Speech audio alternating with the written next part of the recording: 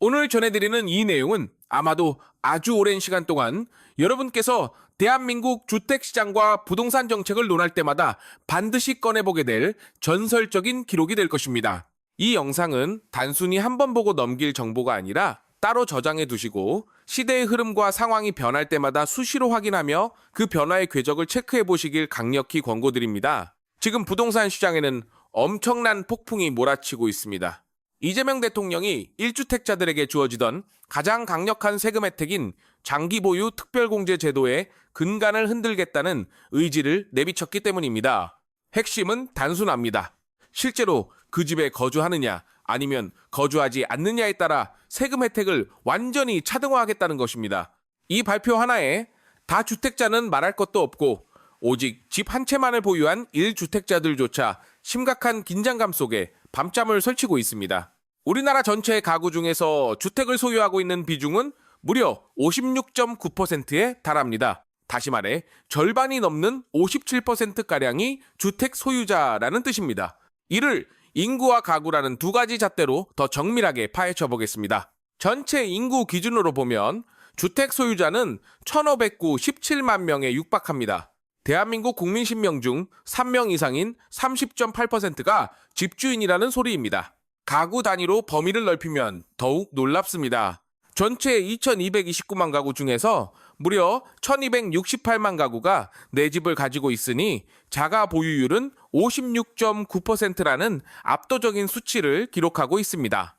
여기서 우리가 주목해야 할 지점은 바로 1주택자와 다주택자의 비율입니다. 전체 주택 소유자 1,597만 명 중에서 단 한 채의 집을 가진 사람은 1,360만 명으로 약 85%의 비중을 차지합니다. 반면 두 채 이상의 집을 소유한 다주택자는 237만 명으로 전체의 15% 수준입니다. 그런데 통계청의 공식 자료를 더 깊이 들여다보면 흥미로운 사실이 발견됩니다. 가구 기준으로 집계할 경우 다주택 가구의 비중은 무려 26%까지 치솟습니다. 인구 기준인 15%보다 가구 기준이 훨씬 높은 이유는 명확합니다. 한 가구 안에서 남편과 아내가 각각 집을 소유했거나 함께 사는 부모와 자녀가 각각 주택을 보유한 사례가 모두 다 주택으로 묶여서 집계되기 때문입니다. 이 숫자들이 의미하는 바를 여러분은 절대로 가볍게 넘겨서는 안 됩니다. 지역별로 다주택자들의 분포를 정밀하게 분석해보면 실로 경악을 금치 못할 충격적인 자료가 눈앞에 펼쳐집니다. 현재 대한민국 부동산의 심장부라고 할 수 있는 서울에만 무려 37만 명의 다주택자가 포진해 있습니다. 그뿐만이 아닙니다. 경기도에는 무려 55만 명이 존재하며 인천에 13만 명까지 모두 합산하면 대한민국 수도권에만 100만 명이 훨씬 넘는 사람들이 두 채 이상의 집을 소유한 다주택자라는 계산이 나옵니다. 더욱 놀라운 사실은 5채 이상을 보유한 이른바 초다주택자들의 비중이 서울에서 가장 압도적으로 높게 나타났다는 점입니다. 이제는 다주택자들 뿐만 아니라 오직 집 한 채만을 애지중지하며 소유하고 있는 분들까지도 말로 다 할 수 없는 불안감에 휩싸여 있습니다. 현재 서울 가구당 주택 소유율은 겨우 48.1%에 머물러 있습니다. 이 수치가 시사하는 바는 굉장히 뼈아픈 현실입니다. 즉, 서울 시민의 절반이 넘는 사람들이 여전히 자기 집이 없는 무주택자라는 소리입니다. 대한민국 전체에서 주택 소유율이 가장 낮고 내 집 마련의 문턱이 가장 높은 곳이 역설적이게도 가장 화려한 도시 서울인 셈입니다.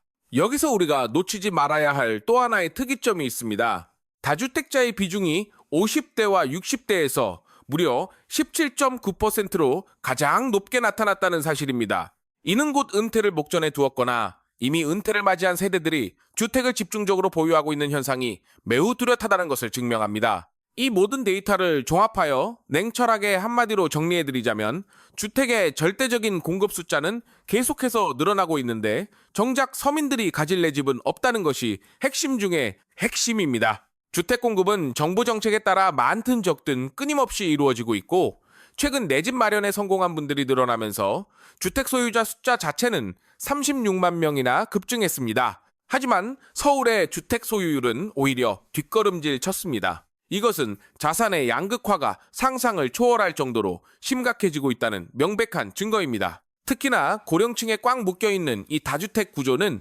향후 우리 사회가 마주할 상속세와 증여세 문제와 필연적으로 맞물리게 될 것입니다. 이는 부동산 시장의 판도를 완전히 뒤바꿀 수 있는 거대한 변수가 될 것임이 자명합니다.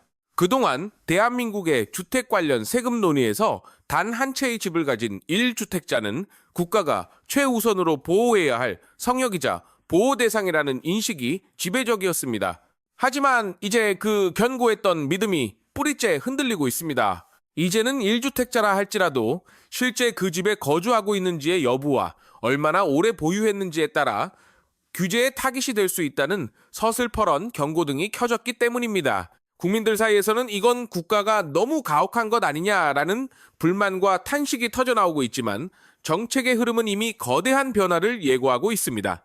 만약 이번 장기보유 특별공제제도 개편안이 실제로 현실화된다면 부동산 시장에서 금과 옥조처럼 여겨지던 똘똘한 한 채라는 개념 자체가 완전히 재정립될 것입니다.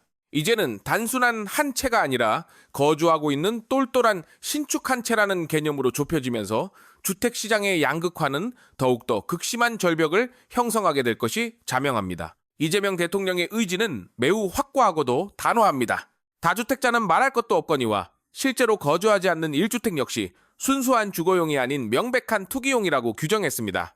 사람이 직접 살지도 않으면서 단지 오래 보유했다는 이유만으로 세금을 깎아주는 것은 상식적으로 보아도 이상한 일이라며 장기보유 특별공제 제도가 오히려 매물 출현을 막고 투기를 부추기는 부작용을 낳고 있다고 강하게 질타했습니다. 사실상 이러한 발언은 실거주하지 않는 모든 1주택을 투자나 투기 수요로 간주하겠다는 선전포고와 다름없습니다. 그동안 누려왔던 장기보유 특별공제라는 강력한 혜택을 전면적으로 수정하겠다는 뜻이기에 주택 보유자들은 앞으로 내야 할 세금이 대체 얼마나 더 치솟을지 가늠조차 하지 못한 채태산 같은 걱정에 휩싸여 있습니다.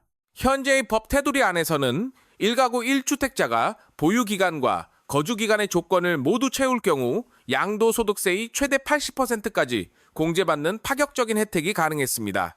하지만 이 제도가 개편되어 비거주 1주택에 대한 특별 공제율을 무차별적으로 깎아버린다면 상황은 180도 뒤집힙니다. 특히나 부모님, 병간호나 직장 발령 또는 자녀의 학업 문제처럼 불가피한 사정으로 인해 내 집을 전세 주고 본인은 다른 지역에서 셀을 들어 사는 분들에게는 청천벽력과도 같은 소식입니다. 이들은 내가 무슨 투기를 했느냐, 상황이 여의치 않아 잠시 집을 비운 것뿐인데 왜 투기꾼과 똑같은 취급을 받아야 하느냐라며 피를 토하는 심정으로 억울함을 호소하고 있습니다.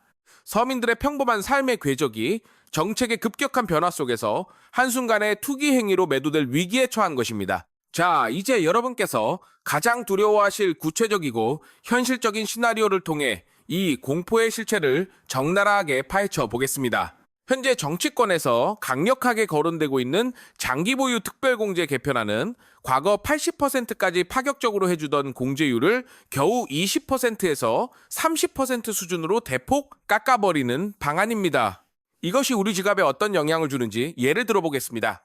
만약 여러분이 아파트를 매수해서 오랜 세월이 흐른 뒤 매도할 때 약 10억 원의 양도 차익이 발생했다고 가정해 봅시다. 현재의 제도대로 80% 공제를 받는다면 세금은 약 300만 원 정도만 내면 끝납니다. 하지만 만약 이 혜택이 대폭 축소된다면 여러분은 대략 2억 원에서 3억 원이라는 어마어마한 돈을 세금으로 납부해야 합니다.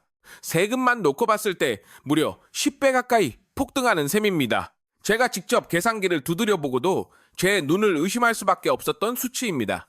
이 말의 결론은 명확합니다. 국가를 믿고 집 한 채 사서 성실하게 살아온 실거주자들은 보호받겠지만 어떠한 사정으로든 그 집에 살지 못하는 순간 당신은 예외 없이 투기꾼의 굴레를 쓰게 된다는 것입니다.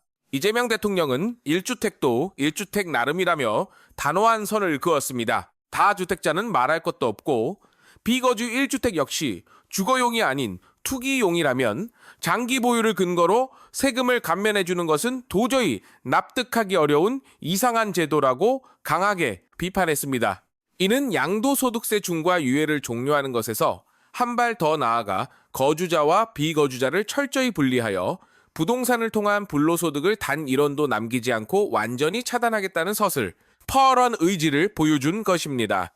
물론 당장 내일부터 시행되는 것은 아니며 토론을 거쳐야 할 주제라는 단서를 달았지만 여러분은 이 상황을 절대 가볍게 보아서는 안 됩니다. 대한민국 정책의 최고 의사결정권자인 대통령의 이러한 발언은 시장에 던지는 매우 강력한 시그널입니다.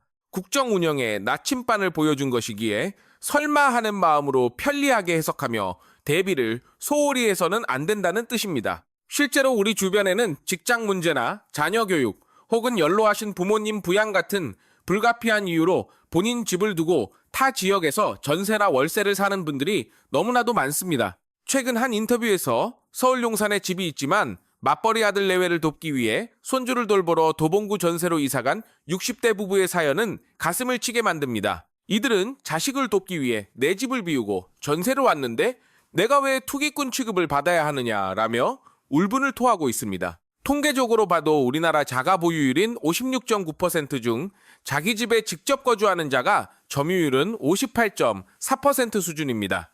집을 가진 사람 중 약 8%에서 10%는 여러 가지 복합적인 이유로 남의 집에 새들어 살고 있는 실정입니다. 갭 투자가 아닌 순수한 집주인들조차 한꺼번에 세금 폭탄의 대상이 될 수 있다는 뜻입니다.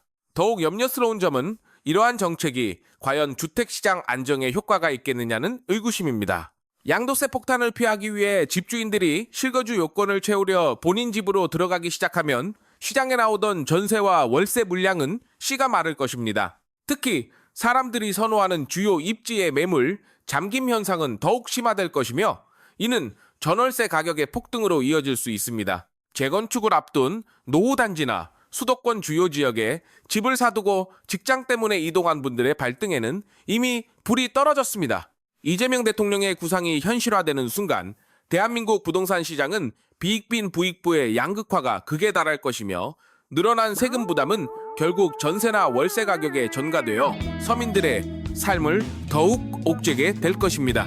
이제 아파트 시장은 감당하기 어려운 세금과 집값의 이중고 속에 거대한 소용돌이로 빠져들고 있습니다.